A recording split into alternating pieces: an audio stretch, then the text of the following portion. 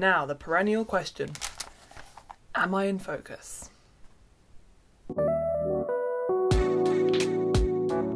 Welcome back to my channel. Thank you for your support on my last video with my sister. I will link it here. It is such an honour to be with my sister and have such an amazing video. Today's video is going to be about autism and sleep. Since as far back as I can remember, way back in the olden times, I have not been able to sleep easily. I am a very light sleeper and insomnia is the bane of my existence. So I thought I could do a video to help anyone else out there who struggles with insomnia as a concept, as a life experience.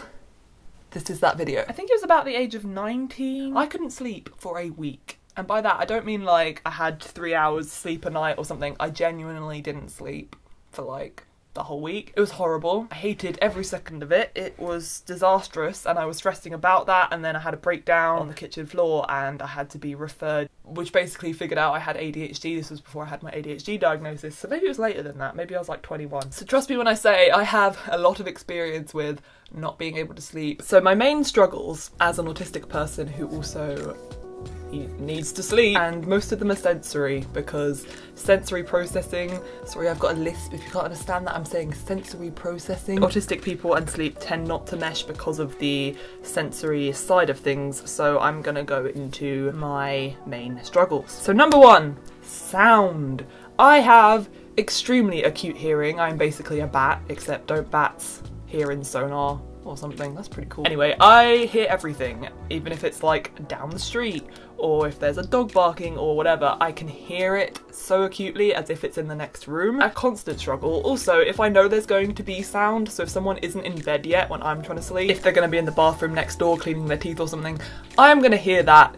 And also I can't get to sleep knowing that they're going to be going in there and doing that. That's also kind of a control issue, because I'm like, I can't control the sound, it's just going to happen and I know it's going to happen. So yeah, I have to be the last person to fall asleep in the house, otherwise I genuinely just can't do it. Light. So I find that if there's any kind of light interfering in my eyeballs, I need to have none of that. So I need to basically sleep in a cave to have any kind of sleep. Security, so I need to feel really weighed down. I also have ADHD, so I'm constantly fidgeting, and to have some kind of weight on me to hold me down and stop me fidgeting, that is very helpful. And sense. How do people without lisps say that? I'm not the biggest scent person, like I'm not a big fan of candles. I mean, they look nice, but they're like usually smell really strong, or they don't smell at all. I'm also not the biggest fan of like perfume. I used to go through a perfume phase when I was like 15. Hated it, hated wearing it, but I did it anyway because I was like, I'm trying to be girly. So many problems with that. So I'm not the biggest fan of any of that, but I have discovered, and I will go on to my solutions in a second, there is a particular scent that I actually really like, and I used to not like this scent, so I don't know what's happened. There's probably other issues I have with senses, but these are the main ones I've written down. And my solutions are, I have a pretty industrial pair of noise cancelling headphones, and if it's really noisy or if I know there's going to be a lot of noise, they actually really help in just me getting to sleep and then staying asleep. I know they're quite bulky, and like lying on the pillow with big headphones on is very uncomfortable. Foam earplugs. So I actually find these ones work the best. I've tried the waxier ones, and I remember I used to have wax ones that molded to my ear. I remember they didn't work as well for sound, and also they're kind of gross, so I prefer the foam ones. You can buy them for like 99p a box. Go crazy. I like to cover my ears with the duvet when I'm trying to sleep. I'm in my little hidey hole. That also kind of relates to the security thing as well, feeling like weighted down by your duvet. I have discovered the joy, probably in like the last 2 years, of ASMR videos, and don't get me wrong, for a very long time I did not understand ASMR, could not get on board with it. I thought it was kind of cringy and kind of strange. Now I listen to it literally every night, and if I don't, I can't sleep. As my best friend Georgia would say, soporific inducing.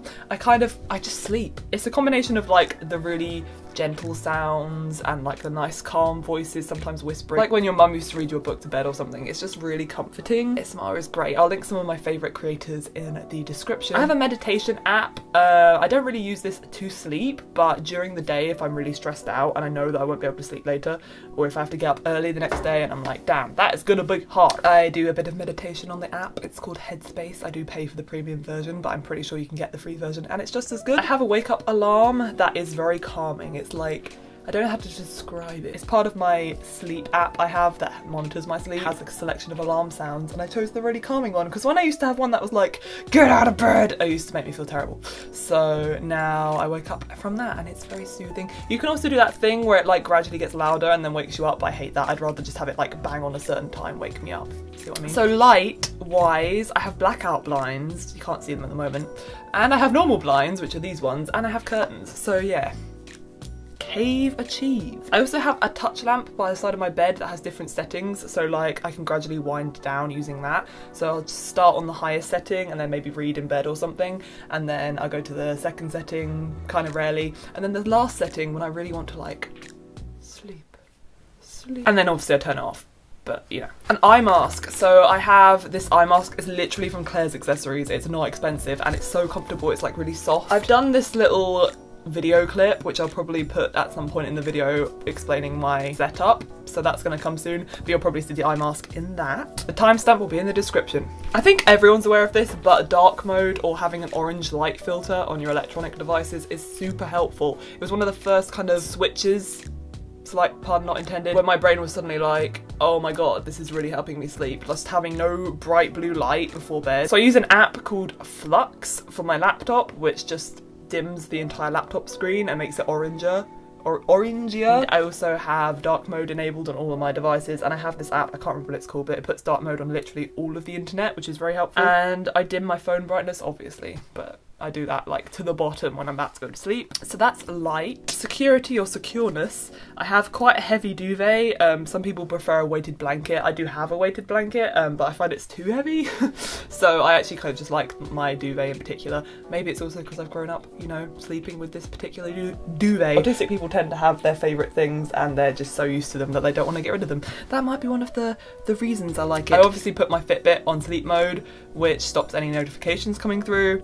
Not that I get any of those. I wear comfy clothes, obviously some people prefer to sleep naked. So you do you, I just wrote that down, you know. Yoga and stretching can help. I know some people do that technique where they have like, they scrunch their toes and then they scrunch their feet and then they scrunch their calves and they go all the way up their body, and then it kind of helps them relax. I kind of sometimes do that if I'm really struggling, but I don't need to all the time. As for scents, yeah, I love, apparently, the smell of lavender, which I didn't know. I used to hate the smell of lavender actually, so I don't really know why I suddenly like it, but it's very relaxing, and I have this lavender scent spray. I will link it in the description as usual, but I like to just spray that in the air. I think it's in the video clip in a second. I also have this Lush Sleepy Mousse, which is part of the Sleepy collection, and I just sometimes dab that on my hands and it smells really nice, and I sleep with my arms up, so I like to like smell it like Here will be the video clip that I keep talking about. So this is my bed. A scandalo. This is the eye mask that I'm currently using for sleep. It's a silky one from the white company that my mum got me for Christmas. I usually use one from Claire's Accessories, which is a fluffy cat, but it's in the wash. So this is my side table. I have removed my diary because I don't want you stalkers knowing what I'm doing, you know what I mean? These are kind of gross, but ignore those. These are earplugs that I just buy. They're like 99p. Little foam earplugs that go in my ears. This is a Sleepy Lush body lotion that I sometimes put on my hands because it smells really nice and also helps me sleep. This is just for like where I put my water. These are some rose quartz. This is a bracelet that my boyfriend got me, and it's got like different stones on it. I like to put it there because it reminds me of him. Then we've got some Working Hands O'Keeffe's hand cream. This is just very industrial strength, ignore my nails, I'm sorry about that. Hand cream, which I really like to put on before I go to bed so my hands don't fall apart. And then these are two different sprays that I use to help me sleep. This is the Lavender Natural Room Spray, but I just kind of spray that above the bed as so. So I kind of spray it in the air. It's kind of running out, so I need a new one. Above the bed before I go to bed. And then I have this, which is the This Works Deep Sleep Pillow Spray. Spray it on my pillow. I'm not going to do it because oh, it's running out of it as well. Those two smells combined. I'm usually not the biggest fan of strong smells, but they're not that strong. They're very subtle and they really help. And their sleep. Hello, that's me and my touch lamp. Hello. Put this on, put my earplugs in. I also have blackout blinds, which is fun, and that helps the room be really dark because I can't sleep unless it's pitch black. That is my routine. Was that any good? Who knows? Moving on. These are just some key other elements that have helped me as an autistic person try to sleep. Routine.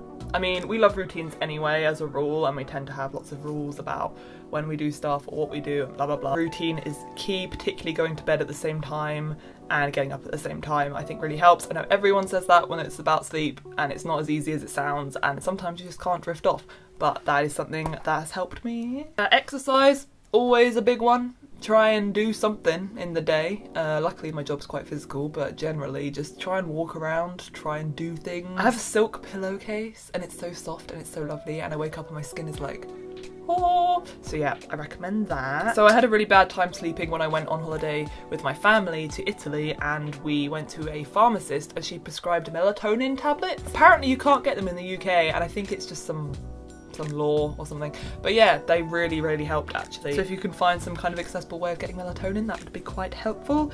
And also avoid eating late, or particularly for me, I have two things that really wake me up and I can't sleep if I eat them late, and it's dairy or coconut. It sounds really intuitive, but don't listen to anything like loud before you go into bed, like a loud YouTube video or music or something. Sometimes I like to pace around my room and just listen to music and be in the zone, you know? And I like doing that at night, but it definitely doesn't help with the sleep situation.